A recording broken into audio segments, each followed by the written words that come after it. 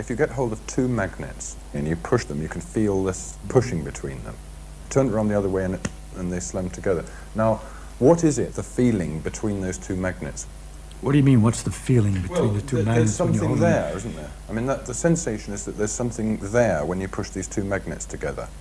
Listen to my question. What is the meaning when you say that there's a feeling? Of course you feel it. Now, what do you want to know? What I want to know is what's going on between these two bits of metal. Magnets repel each other. And well, then what does that mean, or why are they doing that, or how are they doing it? You're asking. I must say, I think that's a perfectly reasonable question. Of course, it's a reason. It's an excellent question. Okay. But the problem that you're asking, you see, when you ask why something happens, how does a person answer why something happens? For example, Aunt Minnie is in a hospital. Why? Because she went out and she slipped on the ice and broke her hip. That satisfies people. It satisfies, but it wouldn't satisfy someone who came from another planet, knew nothing about things. First, you should understand why, when you break your hip, do you go to the hospital? How do you get to the hospital when the hip was broken? Well, because her husband, seeing that she had the hip was broken, called the hospital up and sent somebody to get her. All that is understood by people. Now, when you explain a why, you have to be in some framework that you allow something to be true. Otherwise, you're perpetually asking why. Why did the husband call up the hospital? Because husband is interested in his wife's welfare. Not always. Some husbands aren't interested in their wife's welfare when they're drunk and they're angry. And so you begin to get a very interesting understanding of the world and all its complications. In order to if you try to follow anything up, you go deeper and deeper in various directions. If, for example, you could go, why did she slip on the ice? Well, ice is slippery. Everybody knows that, no problem. But you ask, why is ice slippery? That's kind of curious. Ice is extremely slippery. It's very interesting. You say, how does it work? You could either say, I'm satisfied that you've answered me, ice is slippery, that explains it. Or you could go on and say, why is ice slippery? And then you're involved with something, because there aren't many things as slippery as ice. It's very hard to get. Greasy stuff, but that's sort of wet and slimy. But a solid that's so slippery, because it is in the case of ice that when you stand on it, they say, momentarily the pressure melts the ice a little bit, so you got a sort of instantaneous water surface on which you're slipping. Why on ice and not on other things? Because ice expands water expands when it freezes, so the pressure tries to undo the expansion and melts it. It's capable of melting it. But other substances contract when they're freezing, and when you push them, they're just satisfied to be solid. Why does water expand when it freezes and other substances don't expand when they freeze? All right?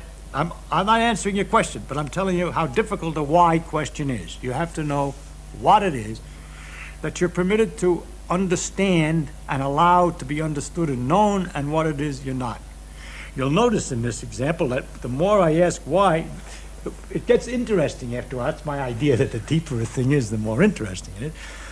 And we could even go further and say, why did she fall down when she slipped? That has to do with gravity, involved in all the planets and everything else. Never mind, it goes on and on. Now when you ask, for example, why two magnets repel, there are many different levels. It depends on whether you're a student of physics or an ordinary person who doesn't know anything or not. If you're somebody who doesn't know anything at all about it, all I can say is that there's a magnetic force that makes them repel, and that you're feeling that force. And you say, but that's very strange, because I don't feel kind of force like that in other circumstances.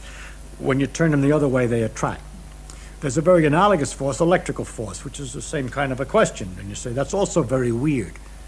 But you're not at all disturbed by the fact that when you put your hand on the chair, it pushes you back.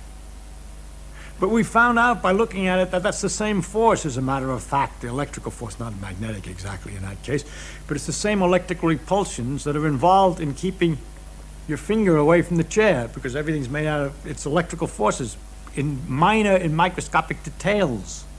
There's other forces involved, but it's connected to electrical forces. It turns out that the magnetic and the electric force with which I wish to explain these things, this repulsion in the first place, is what ultimately is the deeper thing that we have to start, what we can start with, to explain many other things that looked like they were, everybody would just accept them. You know, you can't put your hand through the chair, that's taken for granted. But that you can't put your hand through the chair when looked at more closely, why? That involves these same repulsive forces that appear in magnets. The situation you then have to explain is why in magnets it goes over a bigger distance than ordinarily. And there it has to do with the fact that in iron, all the electrons are spinning in the same direction. They all get lined up, and they magnify the effect of the force until it's large enough at a distance that you can feel it. But it's a force which is present all the time and very common, and is in a basic force of almost, I mean, I can go a little further back if I were more technical, but at an early level, I just have to tell you that's going to be one of the things you'll just have to take as an element in the world, the existence of magnetic repulsion, or electrical attraction, magnetic attraction. I can't explain that attraction in terms of anything else that's familiar to you. For example, if we say the magnets attract like as if they were connected by rubber bands, I would be cheating you. Because they're not connected by rubber bands, I shouldn't be in trouble. You'd soon ask me about the nature of the bands.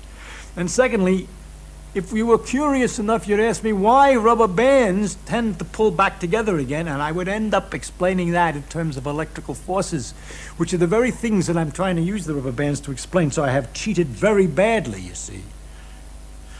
So I'm not going to be able to give you an answer to why magnets attract each other, except to tell you that they do, and to tell you that that's one of the elements in the world of the different kinds of forces. There are electrical forces, magnetic forces, gravitational forces, and others, and those are some of the parts.